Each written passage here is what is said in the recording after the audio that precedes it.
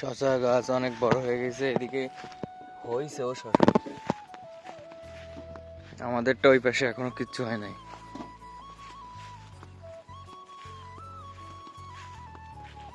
Hello guys, good afternoon. আজকে বিকেল থেকে ভিডিওটা স্টার্ট করলাম।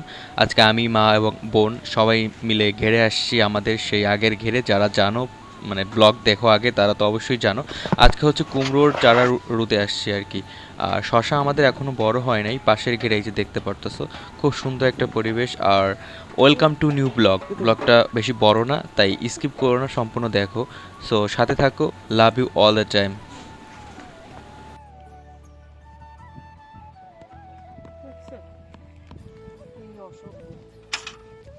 এই যে নাকি কুমড়োর চারা, এই কুমড়োর চারা নিয়ে রুইতে হবে কোন জায়গায় দিয়ে? এপার দাও, এপাশ দাও হয়ে গেছে।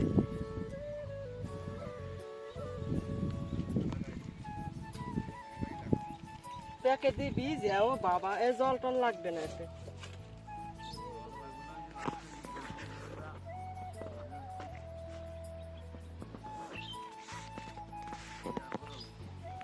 মাথায় চারা নিয়ে সোজা যাচ্ছি রোপণ করার জন্য। এই দেখতে পাচ্ছ অনেকগুলা একসাথে, তো একসাথে 40টার মতো লাগানো যায়। তো এখন চলো আর রোপণ কীভাবে করে এগুলো তোমাদের একটু দেখাই।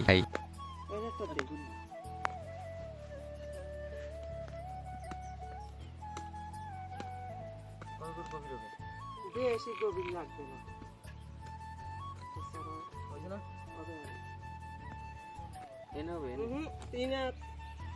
তিন হাতের মাথায় মাথায় কলো না, ধরো 1400 300 এই নদী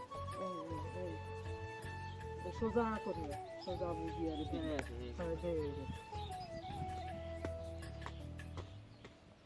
এরকম 100 200 300, এই 300 এর ফাঁকে এই না আবার দিই।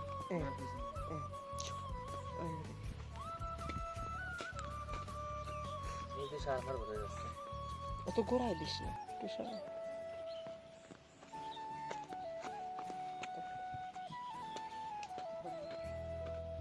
তো গাইজ, এটার কাজ শেষ অলরেডি। এখন আমি হচ্ছে চারাটা রোবো আর সেটা তোমাদের একটু দেখাবো। সুন্দর এক